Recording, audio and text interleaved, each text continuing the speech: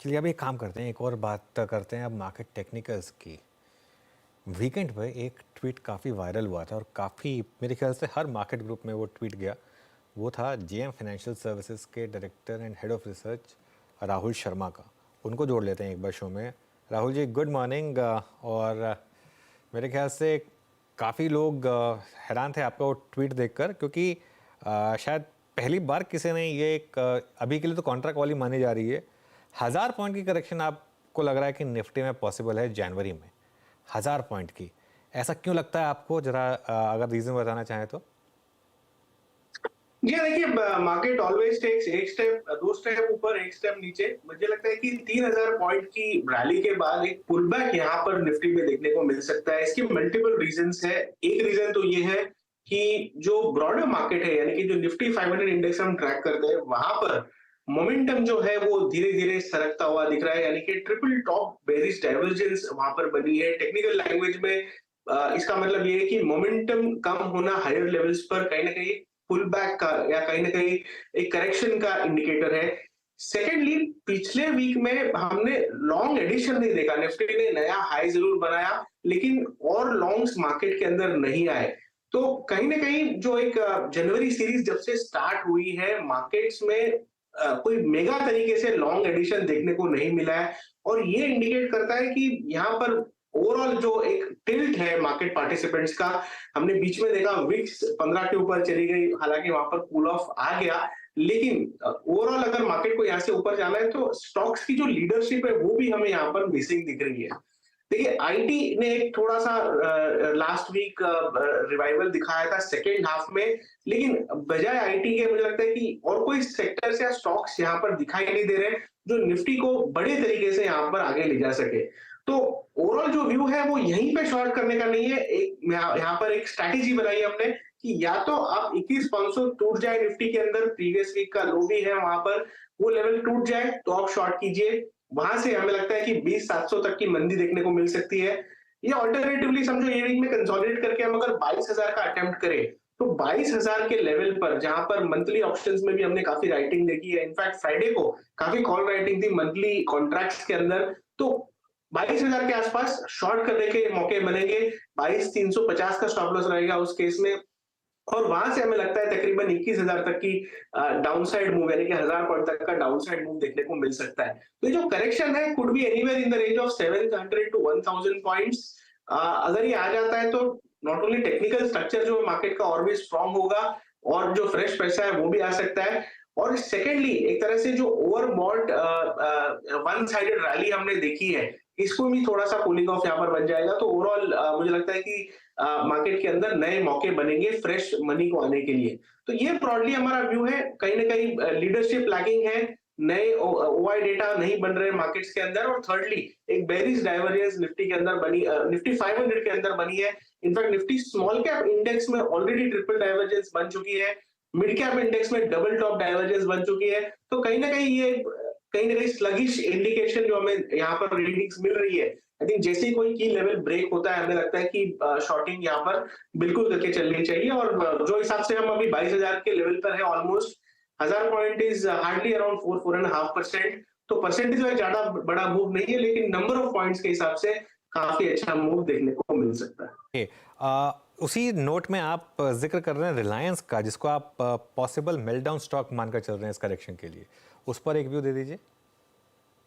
जी हाँ, देखिए रिलायंस में 2600-2650 के आसपास प्रीवियस स्टॉक था। वहां पर स्टॉक ये जो रैली थी इसमें पूरा पार्टिसिपेट हुआ, कैचअप हुआ एक तरह से प्रीवियस स्टॉक के आसपास, और अब वॉल्यूम्स ड्राई अप होते दिख रहे हैं रिलायंस के अंदर। अगर आप डेली चार्ट देखेंगे, कैश वॉल्यूम रिलायंस के अंदर कहीं ना कहीं यहाँ पर ड्विंडलिंग है। इसका मतलब ये कि हायर लेवल्स पर ज्यादा लोग इंटरेस्टेड नहीं है स्टॉक को और ऊपर ले जाने में। और जनरली जब भी वॉल्यूम्स ड्राई अप होते हैं तो एक पुल बैक देखने को मिलता है। तो हमें लगता है तकरीबन 2500 तक का एक इमीडिएट टारगेट, और अगर ओवरऑल निफ्टी ने ब्रेकडाउन दे दिया तो मुझे लगता है तकरीबन 2420 तक के भी लेवल्स रिलायंस में देखने को मिल सकते हैं, जो कहीं ना कहीं निफ्टी को भी ड्रैग करेगा नीचे की तरफ। तो ये एक तरह से सेल्फ फ्यूलिंग डाउनवर्ड स्पाइरल हो सकता है।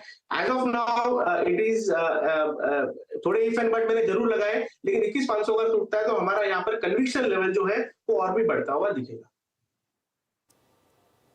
रिलायंस पे आपने व्यू दिया। एनीवे रिलायंस पे कोई शॉर्ट कॉल है, बाय कॉल है, कुछ भी है, इस चैनल का स्वामित्व प्रबंधन रिलायंस इंडस्ट्रीज के हाथ में है। Any trade view long short please अपने वित्तीय सलाहकार की राय जरूर रखिए।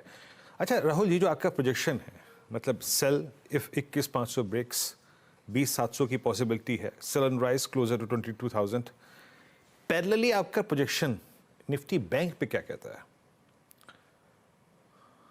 जी देखिए, निफ्टी बैंक में थोड़ा सा मामला पेचीदा है क्योंकि पीएसयू बैंक्स ने अभी तक जो उनके बुलिश टारगेट्स थे वो अचीव नहीं किए हैं। प्राइवेट बैंक्स में हमने देखा कि ऑलरेडी एक राउंड ऑफ प्रॉफिट बुकिंग देखने को मिली पिछले कुछ दिनों में। तो यहाँ पर थोड़ा सा बुल्स और बेयर्स के बीच में टसल है बिटवीन पीएसयू एंड प्राइवेट। तो शायद इतना क्लीन ट्रेड ना हो, लेकिन अगर निफ्टी को 1000 पॉइंट स्लाइड होना है तो बैंक निफ्टी टर्म्स में इजीली हम तकरीबन 46,500 यानी कि तकरीबन 2,2500 पॉइंट करेक्शन बैंक निफ्टी में भी देख सकते हैं। तो फिलहाल बैंक निफ्टी के अंदर वो सिग्नल्स हमें नहीं मिले हैं जो रिलेटिवली हमें ब्रॉडर मार्केट में मिले हैं। लेकिन अगर बैंक निफ्टी 47,500 का लेवल ब्रीच करता है तो हमें लगता है कि एक तरह से जो इसकी 20 डे मूविंग एवरेज के पास का भी लेवल है, अगर ये लेवल ब्रीच करता है तो यहाँ पर भी मुझे लगता है कि शॉर्ट एडिशन देखने को मिलेगा।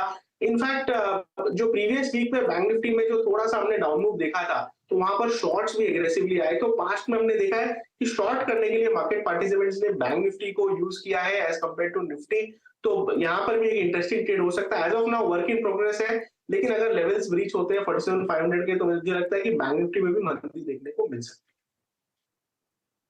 है। बैंक निफ्टी पे आपने एक पैरेलल पिक्चर ड्रॉ कर दी।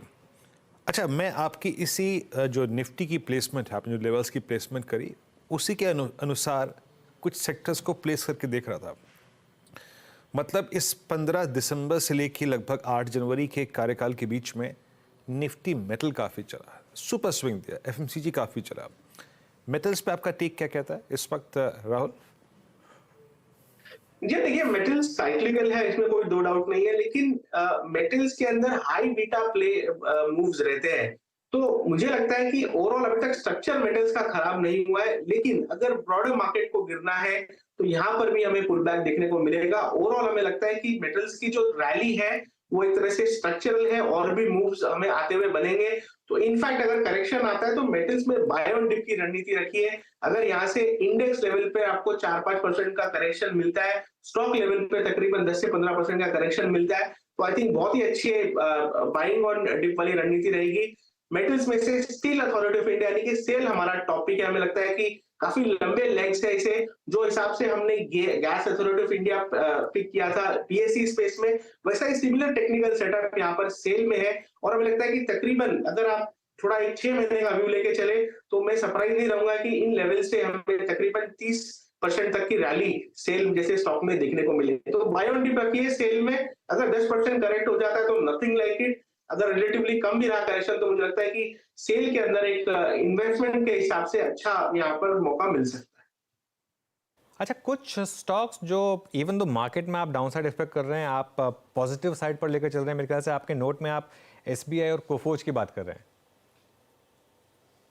जी हाँ, बिल्कुल। देखिए, आईटी जैसे मैं आपको बता रहा था कि लास्ट पिछले वीक में सेकंड हाफ में आईटी में रिकवरी देखने को मिली। Infosys, TCS, mid cap IT सब में रिकवरी देखने को मिली। कोफोर्ज का सेटअप बहुत ही लाइक यहाँ पर प्रॉमिसिंग है, क्योंकि कोफोर्ज में हमने तकरीबन 7-8 सेशन पहले 6,000 का ब्रेकआउट देखा था। उस ब्रेकआउट होने के बाद 6,500 तक की रैली आई। यानी कि बड़े मूव्स आते हैं स्टॉक के अंदर जब भी आते हैं। और अब ये करेक्शन में हमें लगता है कि एक पुल बैक जो ब्रेकआउट है वो रीटेस्ट हुआ है। तो इसका मतलब रिस्क रिवॉर्ड वापस फेवरेबल है। 5911 के स्टॉप लॉस से कोफोर्ज को बाय करने की राय रहेगी। और लगता है 6,500 का जो लेवल है वो यहाँ पर वापस आता हुआ दिख सकता है।